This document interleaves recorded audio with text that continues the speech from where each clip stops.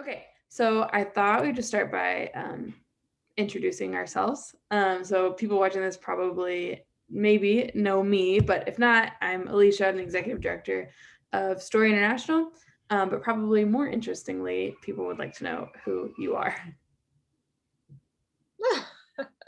I am Tori Petersen, and I'm a foster care survivor. I lived in 12 different homes before emancipating at the age of 18, and now I do foster care advocacy. I'm the executive director of the Beloved Initiative, and I've been a foster mom, I'm an adoptive mom, and a bio mom, and I just got crowned Miss Universe this past year. Wow, what an introduction. I don't even know where to start picking that apart. First of all, congratulations in this universe. It's always so awkward to do the introduction. It's like, here, let me introduce myself and just brag about myself for a Yeah. little bit. Like, I hear you. Well, it's what I asked you to do, so good job. But yeah, my goodness, there's a lot there. So, yeah, I think what I kind of want to do is just kind of invite you to share a little bit, whatever you're comfortable with. So people who support and know our organization, hear about what we do working with vulnerable children, working to get kids out of large scale group homes and into family care, working on family preservation. They hear all of that from, our voice, our perspective, which, I mean, we study, we know, the research that is out there. I personally have never lived it, right? So I've been in and around the system, in a professional capacity, but that will obviously never really even give me even sort of a glimpse into what it might be to actually be on the other side of that. So obviously your perspective is so unique, having been in it and around it, and now working over here from the a high level as a foster parent. I just think your perspective is as I don't know, the ability to let people see things from a different perspective. So, with all that said, I'm curious just if you would be interested in sharing. You said you lived in 12 homes. Um, yeah, I can't really wrap my mind around that. When you say that, what do you think maybe is something people wouldn't know about what that was like for you? well, yeah, well, first off, I want to hone in on the work that you guys do, because I don't think people realize what a group home is. So I just want to paint that picture. Yeah. So I think it was like the third home.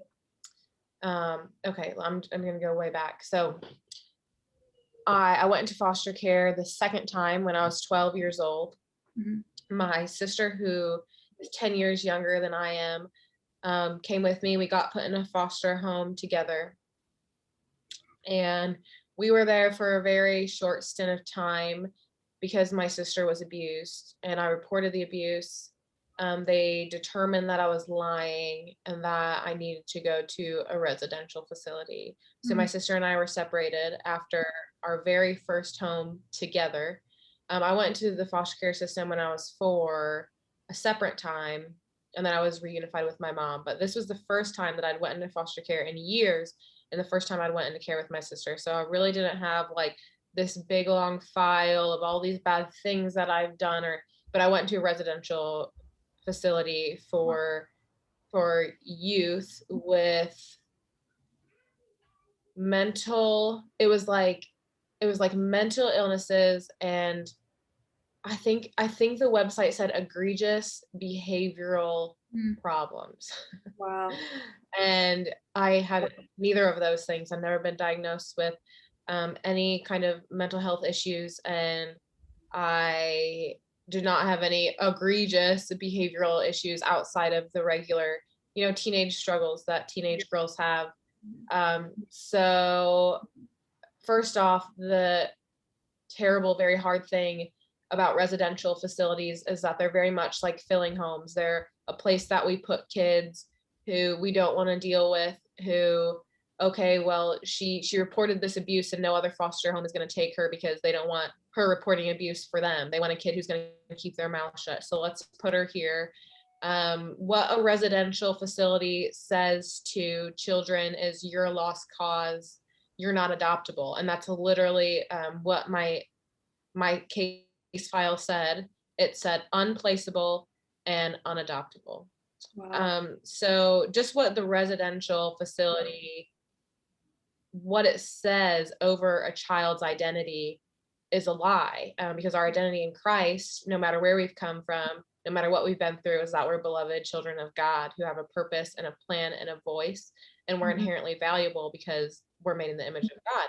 So, I mean, that's just the first thing that's wrong with residential homes. And then I was there, and I remember they handed me a clipboard, and this clipboard, it had a point sheet on it, and I had to write down every good behavior I had and every bad behavior, and the teacher pointed it out to me.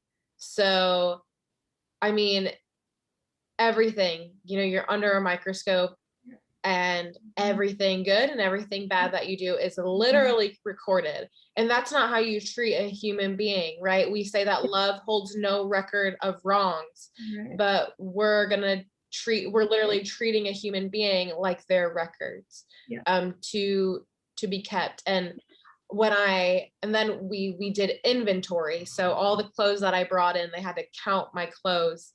Mhm. So it was literally, it's not like I'm a human, it's like I'm a piece of inventory, and I'm something to be documented. Yeah. And that's just not how you treat children who it's not their fault that they've ended up in places like that. So Yeah. residential facilities, America, we say that we don't have orphanages, but if you want to if you want to know the reality, just step into a group home. We do have orphanages, and Yeah. they are modern day American residential facilities. Yeah. Yeah, we have so many conversations with people who just really don't know that, right? There's a lot of ignorance around everything that we're talking about today. And yeah, people will say, oh, we don't have orphanages in the States, which, on one hand, I think what they're referring to are like these large scale facilities with hundreds and hundreds of kids.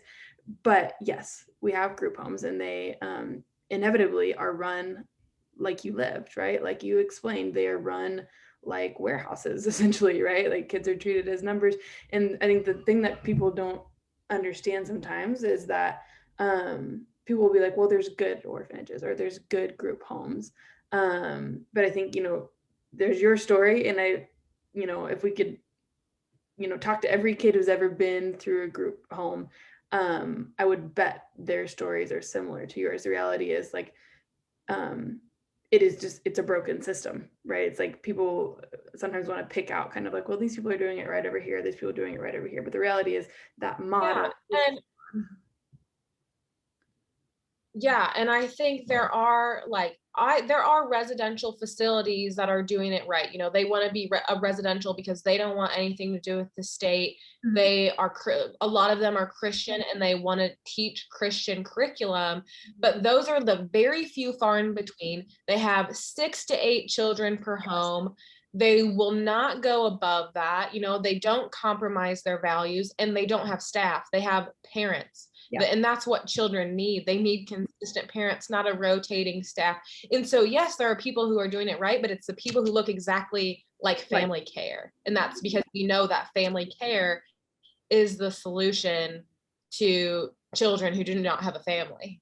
Yeah. It's simple. It's not rocket science, right? Like, okay, children who do not have a family, what's the solution? The solution. Family. Yes. Traditional family. I know. I say that with like so much humility because in my own experience, I've like beat around the bush, right? Like been like, oh, kids don't have family. Oh, we need to implement all these like crazy programs and strategies. It's like, no, you circle back, and the whole issue is what was missing in the first place, right? So it is so simple when you step back and think about it. But when you're dealing with human beings, I think we just kind of get mixed up and like have a hard time identifying what the actual need is, which is why I think conversations like this with people who've lived it can say, no, actually, this is what I needed, right? That is what we can like will ultimately equip people to be like, okay, so here's where I can step in. So maybe that's another question for you. So you're bouncing around, you're like in different foster homes, you're in group homes. What do you feel like it is that you needed in like your hardest moments? Yeah. When I think about those hardest moments and I think about, you know, I am where I am today because I got what I needed. You know, there were a lot of unmet needs and God ended up fulfilling those.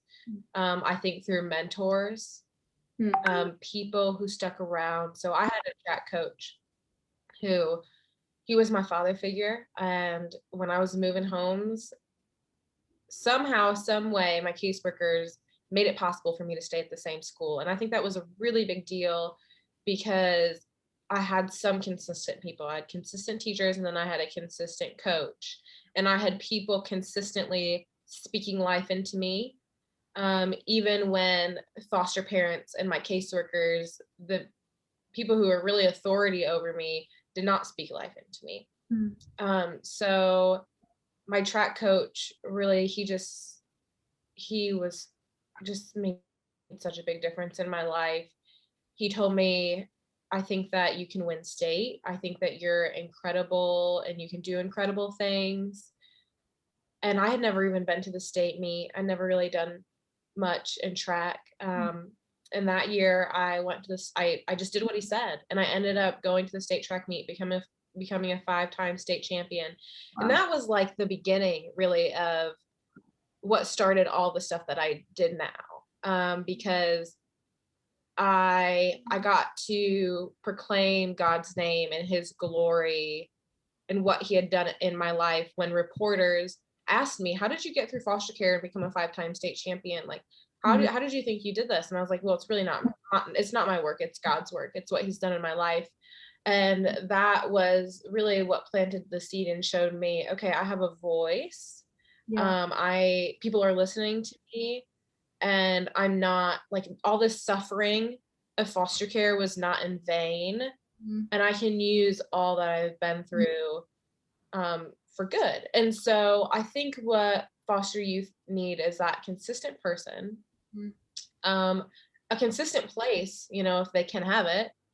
And I think they need to be shown that they are who God says they are. Mhm. Because we can say, you're called, Mhm. you're worthy, you're beautiful, you're made in the image of God. But if they're not treated that way, that's going to be a really hard thing to believe, especially when their past life does not show that to be consistent. So Yeah. what we need to do is we need to be consistent. We need to show them that you're beautiful, that your voice is worth listening to, that your advocacy is worth implementing, Mhm. and that your story is worth hearing because it's going to make a difference.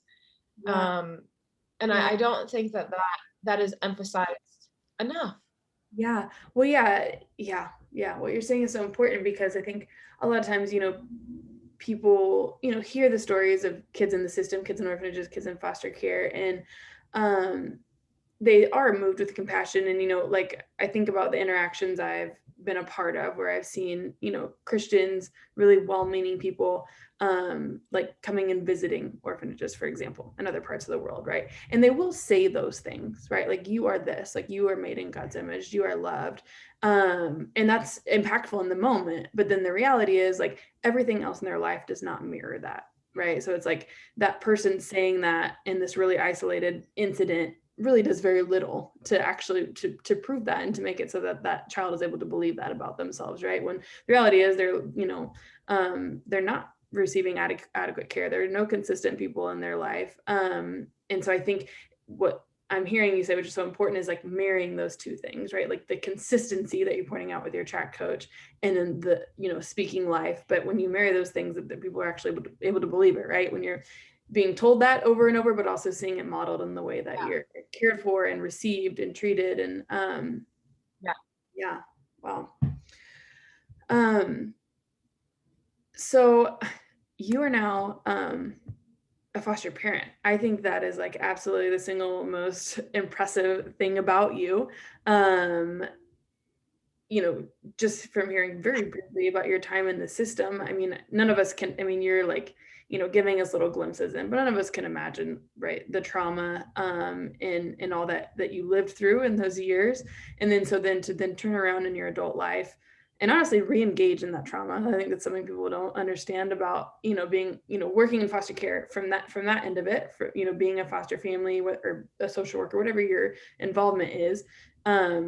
It can be traumatic in a different way than it is for the child, obviously. But so just the fact that you're able to turn around and then say, actually, I'm gonna dive back in, right? Like re-involve myself with the system is, like, in my mind, so brave. So I'm just would love to hear you talk more about that. How did you get to that point? Yeah. So I was speaking with a homeschool teacher, and she is an incredible teacher.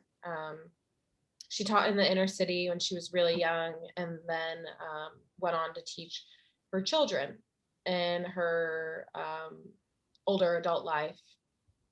And then all of her children graduated, and now she's a stay-at-home mom. And she was kind of like searching for something to do. And I was like, well, why don't you just go be a teacher? Like, that's where your gift is, and you're an amazing teacher. And she was like, oh, I would never step into the public school system. It's corrupt. It's it's you don't get to, you can't share the gospel there. People, you'll just get fired. And just kind of complaining about the system. And I was like, yeah, she's probably right. Yeah. And then the more I thought about it, like the more angry I got because she was a Christian. And I was like, but as Christians, God has equipped us to step into these very hard places. He doesn't call us because we're completely equipped and we know what to do, and or because it's supposed to be easy. Like, God calls us to be uncomfortable, and God calls us to reflect him in all things and to step into difficult places. And he guides us and helps us through all of that. That's the whole reason, because we have God. We're meant to step into the messiest of places, and we're capable of more than anybody else who doesn't have God. And so when me and my husband, we were dating, he was like, would you ever do foster care?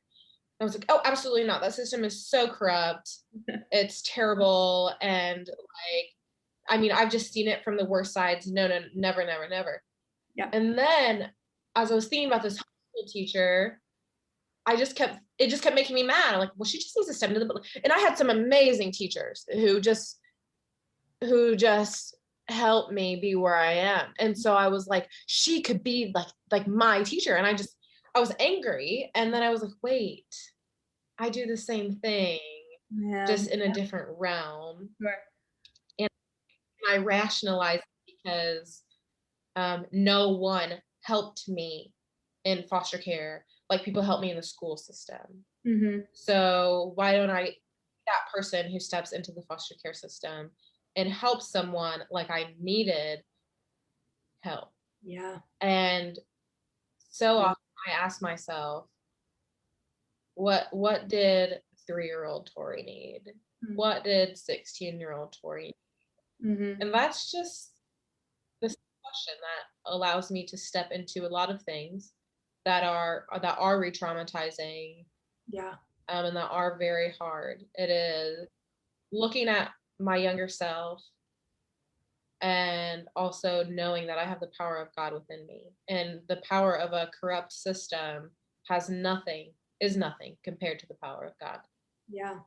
Man, that's so good. You're like getting me fired up over here. This is like the thing that I'm like, I wish I could give you a microphone to the whole world right now. I think in my work, it's one of the most like saddening and infuriating things to, my whole job is like, I talk to people about like the needs of kids in the system and foster care, right? So like I have the opportunity to have conversations with a lot of different people. And I say this with a lot of like grace and love in my heart.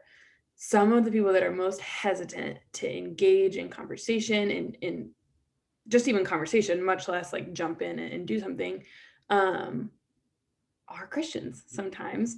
And what I hear is kind of what you just said. Well, the system is broken.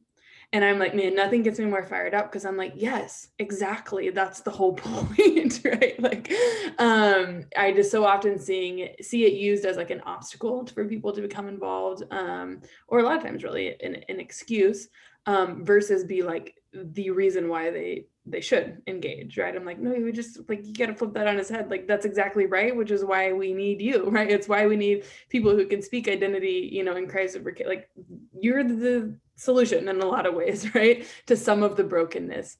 You know, not that we can, you know, fix broken families. There's an inherent brokenness in that, right? But be part of the redemption that can be found in the midst.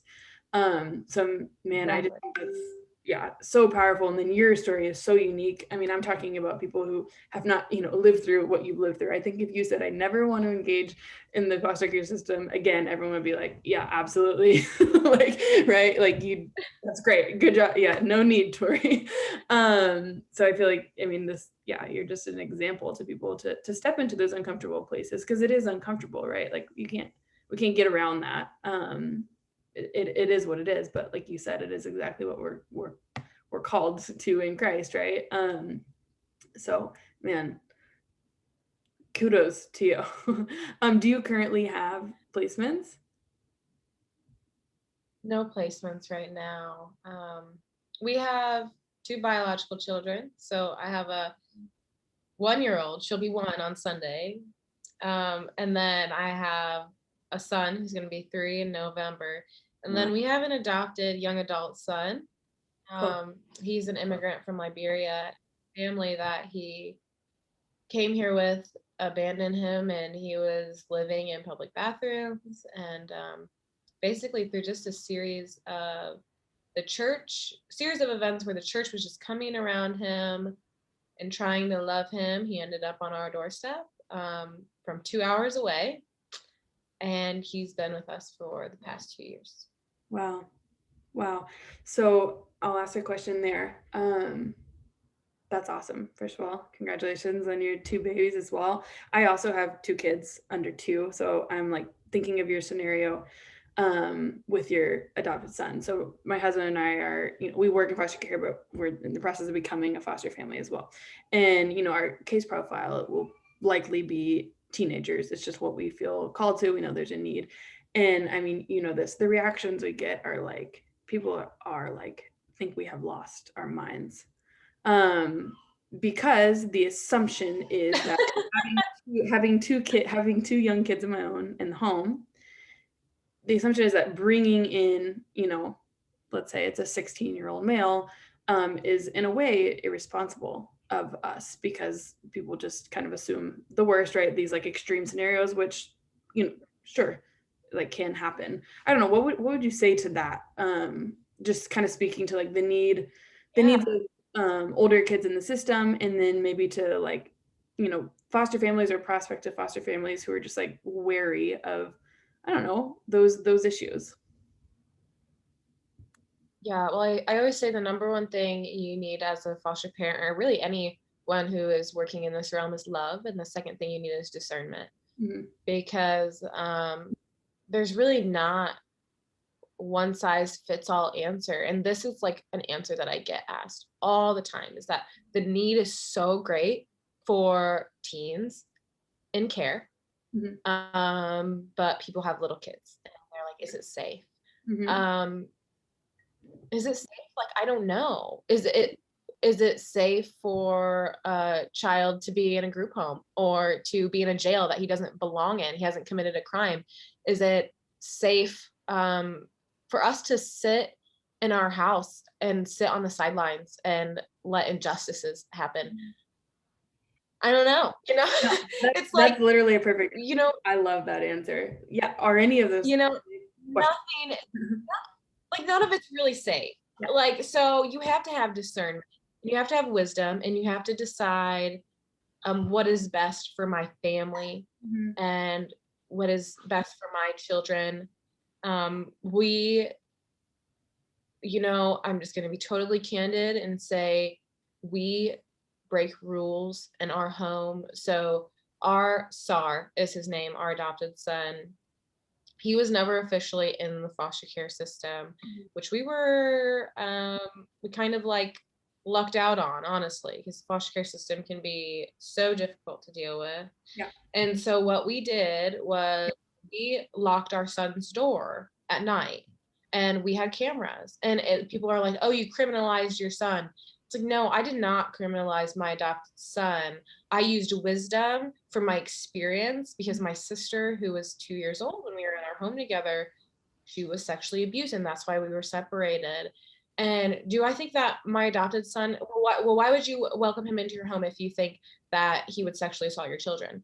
I don't. I just want the any temptation, like the enemy comes to kill, steal, and destroy. And what we have in our home is beautiful and good, and we are pouring love into this young man. And so what does the enemy want to do to it? He wants to kill, steal, and destroy it. And so what we're going to do is we're going to put things in place to prevent that. And I remember I posted that on social media, and I said, because people asked me, and I said, we lock our younger son's door at night, and we have cameras in our house. And people, I mean, they came to attack. But it's like, okay, that's fine. That's fine. But are you taking in older kids with babies? And if you are, you better be 101,000,000% sure that nothing is happening behind closed doors. Because wow. we have to use. That's really raw. I really appreciate you going there. It's like a little bit of, like the taboo side of all of this that I think people really don't talk about. And in, specifically our work, working with large scale residential hotels, working toward, kind of dismantling that model. I think this is like one of the things that just goes really under the radar is like how common it is within those homes for kids to be abused and re-abused and re-abused, and kids who have suffered abuse to then become the perpetrators. And I think so I would actually go on like the other side and not be like the person attacking you. I'd be like, actually, that's really beautiful that you're able to put those safeguards in place, because like it is protecting your own kids, and it is honestly protecting that older child too. If there is a temptation, if there is a history of sexual abuse, they're just safeguards so that while that individual receives the help they need, the care they need, the therapy they need, that they are not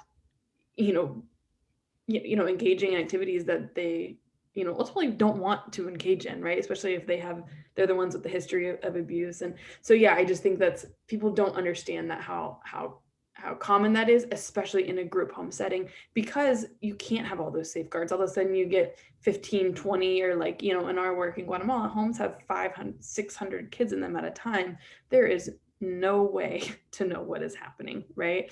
And, you better just assume a lot of actually very terrible things are happening within those walls, which is, why we push hard for getting kids in families. It's not a perfect solution, which I'm going to ask you about in a second, because a lot of times that's, the question we get is like, okay, you guys are pushing for foster care as a safer alternative to, large scale residential care. But, these things happen in foster care too, which they do. You just shared with us your experience, right, within your sister.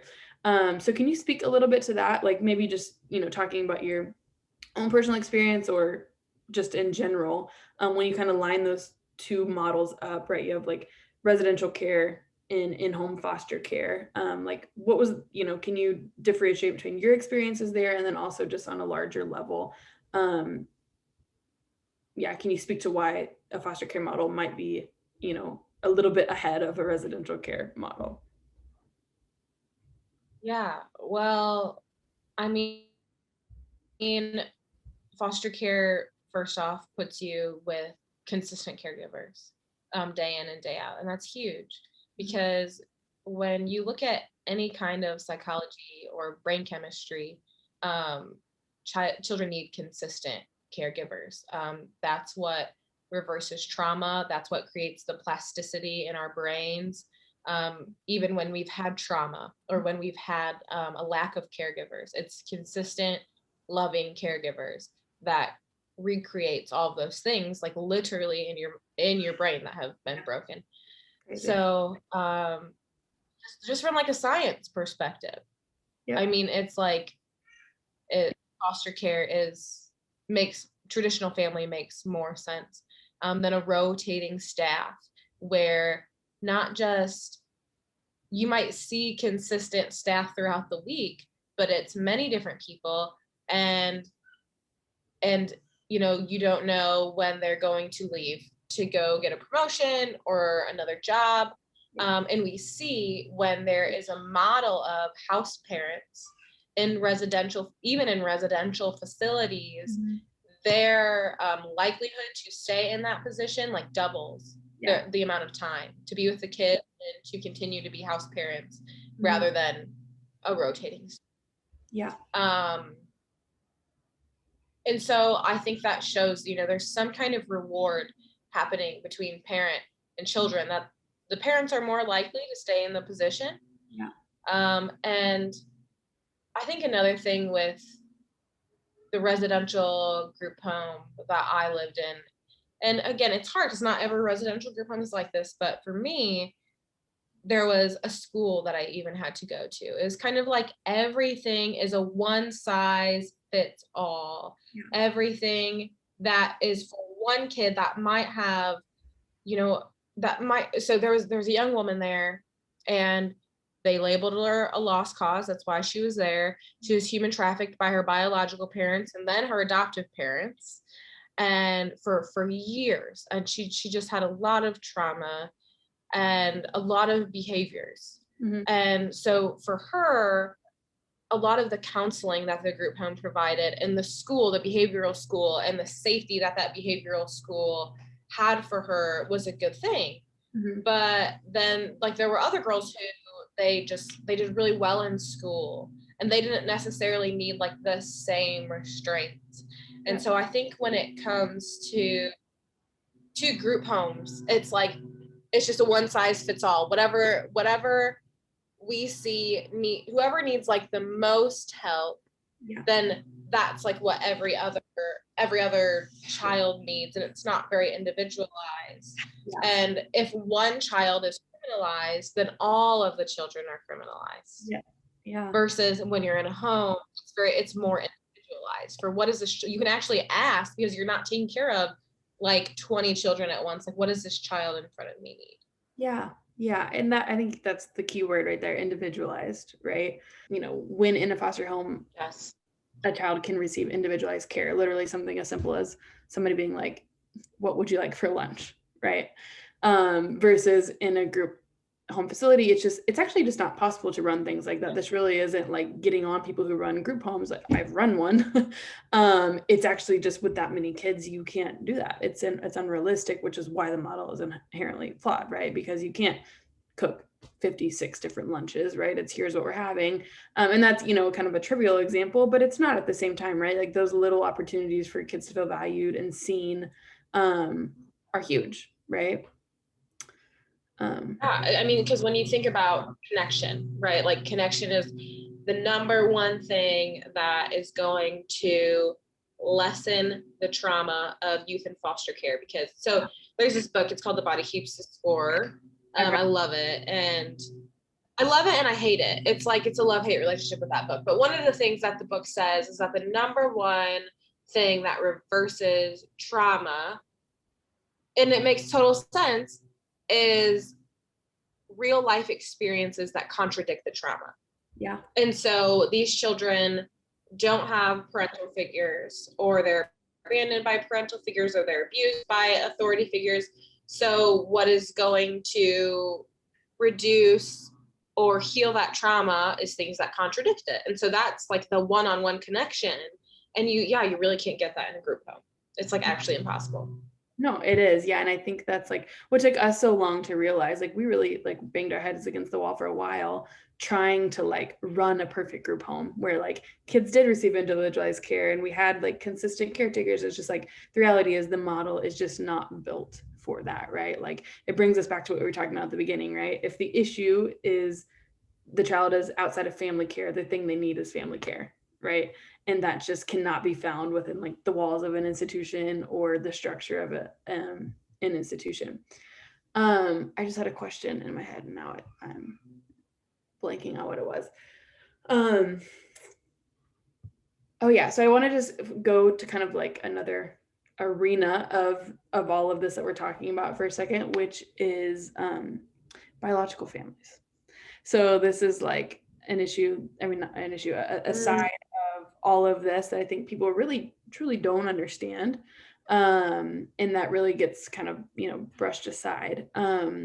So I guess my question to you, so obviously we have the child in foster care, we have the potential solutions, so like residential care, foster care, those are the options we've come up with so far, right? But then we have the biological family over here, right? Like this is where the initial brokenness happened. This is like the issue. This is the thing we're like working so hard to, redeem.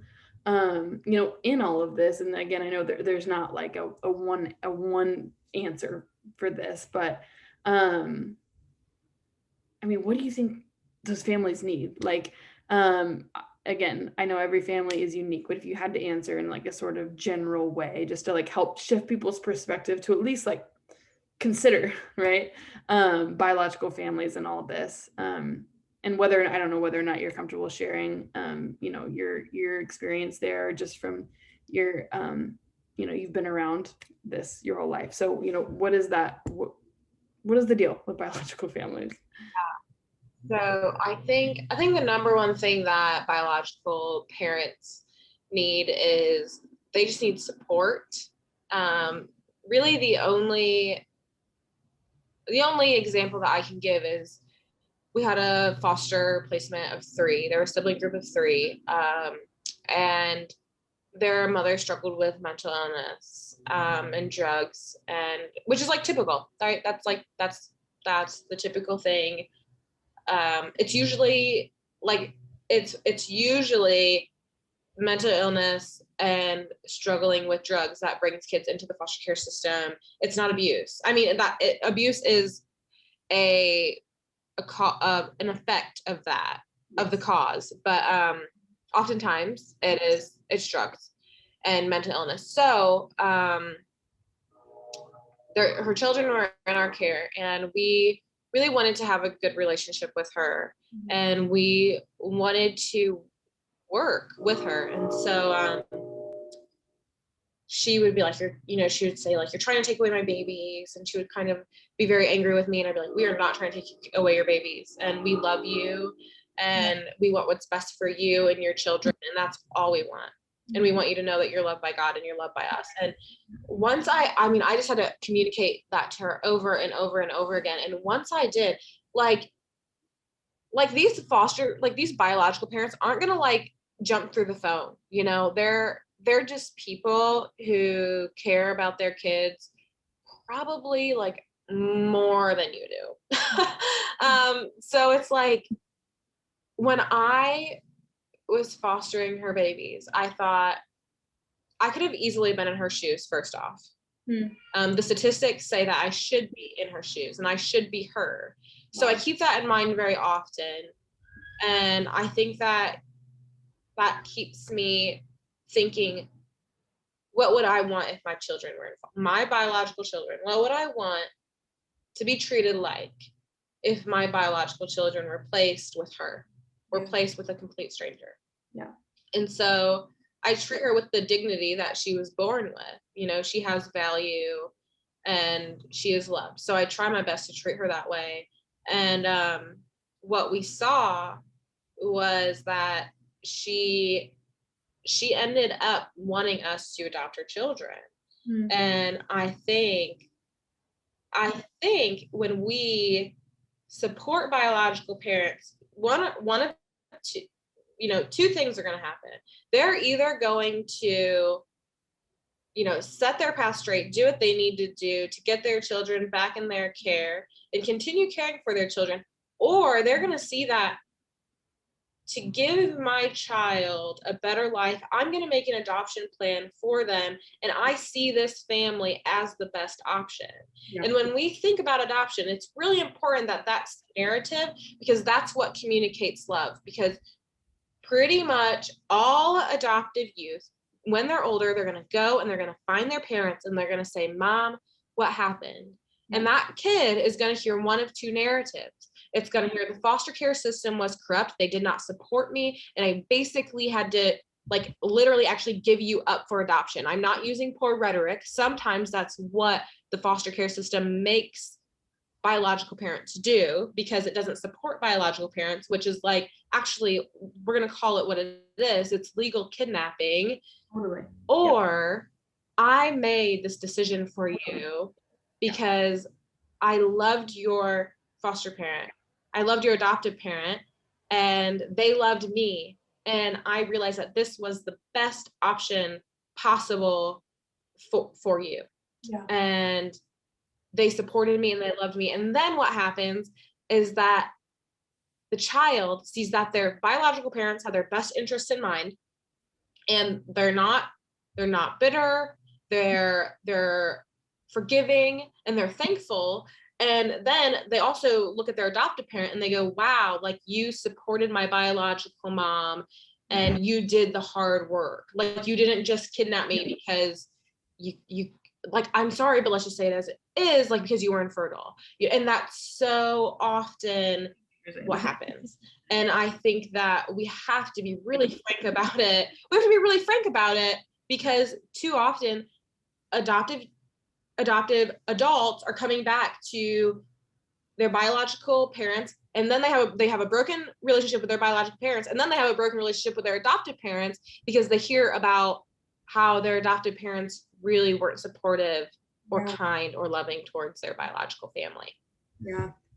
Wow, that's really good. I appreciate you shedding light on that. Yeah, I mean, I think what I see a lot, is the demonization of biological parents, which is really just so inappropriate, I would say, right? Especially as Christians, like we are all capable of like great sin and like making great mistakes in our life, right? Like I think I'm a pretty good mom, but like I know I am not that far removed from like some of the families that we work with. It's like circumstances could just like kind of crumble around me. I don't know, right? Like I'm a flawed human. I don't know, develop a drug addiction. Like I don't think I ever would, but I could, right? It's like I think like people just have to go there and be like, okay, that could be me, right? Like especially like parents, like moms and dads have to go there to really like be able to have that compassion that is necessary to do what you're saying, like you did with your foster placement's mom, to be able to be like, we love you,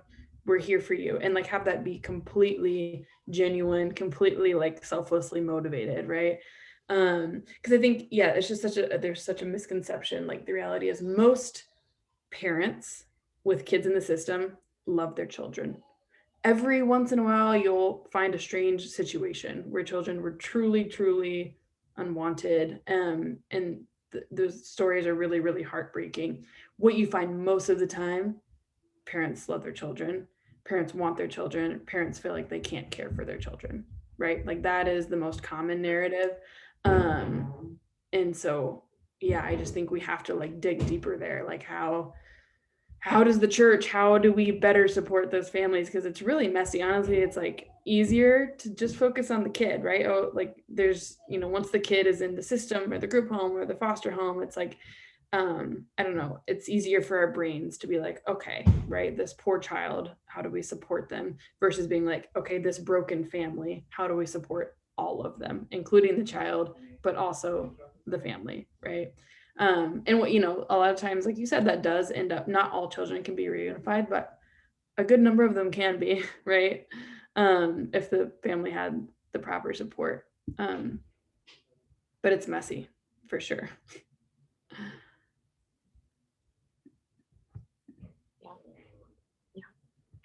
Um, so I kind of want to wrap up just talking about, so we get a lot of like passionate young people coming into our like world, and like, I don't know, being like learning about everything we're talking about, right? Like we're learning about the reality of, broken families, the reality of kids coming into the system, the reality of kids living in large scale residential care, the reality of kids living in foster care, the poor outcomes associated with all of those things. Like, and they're moved, right? It is, it is, especially as Christians, I think we hear that, and we, I think it's like like it's God's heart, right, for those stories to be redeemed. So I think, he places that a lot of times in people's heart as well. But what I found is people sometimes, I'll say a lot of times, don't know what to do with that, right? It's just like there, like this compassion, but they're just unsure like where to move with that thing. And I think actually historically the church has done like weird things, just being like really honest, right? Like just like the reality of like in our experience working in this realm internationally, we get like the short-term mission teams and things like that that want to come and volunteer, group homes and things that like ultimately I think are very misguided. But those people most of the time are very well intentioned. They truly are. Like they're like, I want to help, right? But so what would you say to those people who like maybe be watching this, say you're a young girl in her 20s or a young guy or whatever, like, and you hear this and you're like, okay, so what's my role? Like as a believer, as somebody, watching and learning about this from the outside, how would you direct those people? Yeah, I often tell people, look at the gifts, look at the things you're already good at that you're already doing, and then ask yourself, how can I implement this into the place where I want to make change? So like if that's the foster care system, are you a good cook? Then go to your church and ask your pastor, where are the foster families in this church? And if your pastor don't know, tell them that's a problem and you need to find out. Everybody needs to find out. You need to make like an announcement on Sunday and say, if you are a foster parent, please raise your hand because we're about to start a ministry to support you because we know you need it. And and yeah, like I mean, maybe that's it. Maybe that's just like where you start. But then like once you find out, like just like I'm gonna bring you a meal once a month on the third Thursday of or are you like a young high schooler, you like want to make a change and you're a babysitter. Like the number one thing foster parents need, babysitters. Yep. And I mean, just like, it's just really like, what are you good at? Like, oh, I'm good at caregiving. Okay, then look into being a respite care provider or a foster parent. I really care for older kids, but I'm not ready to be a foster parent. Become a mentor. Yep. I'm really interested in law. Become a CASA, like court appointed special advocate. Like that's a volunteer position, and Yep. you can like show up in court for kids. And that, I mean, the CASA has like a lot of CASAs are awesome, and they have a lot of influence on kids. And I mean, there's really like there's so many great organizations. Like here's two women who have both started an organization, and there are so many right outside of ours. Like it's insane.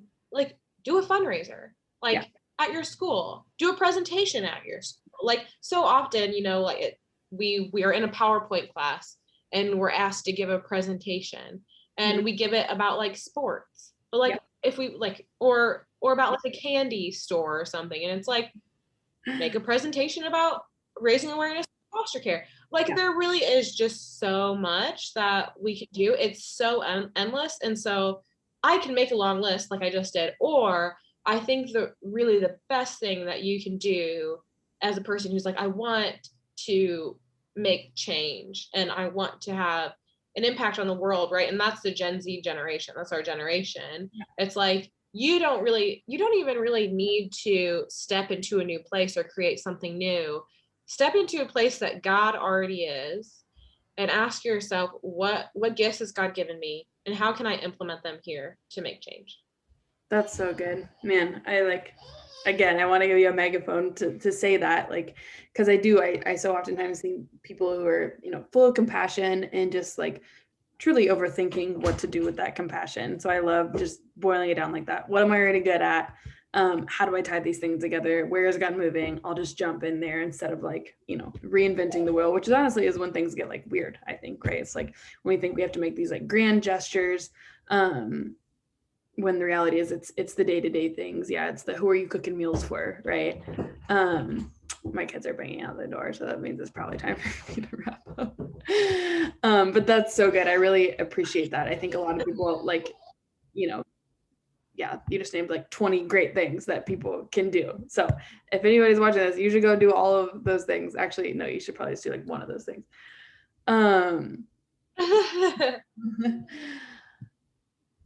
Okay. Well, I think that, I don't know, we talked like about a lot of different aspects of this, but I really appreciate you being vulnerable and sharing a little bit from your experience. I really do think you're like so brave and cool and interesting. So I wish you like lived in Atlanta. We could be friends. But thank you just for your work and advocating. I know I personally, as somebody who works in this field, you're one of my like go-to just people to learn from. I think you operate with a lot of grace and humility.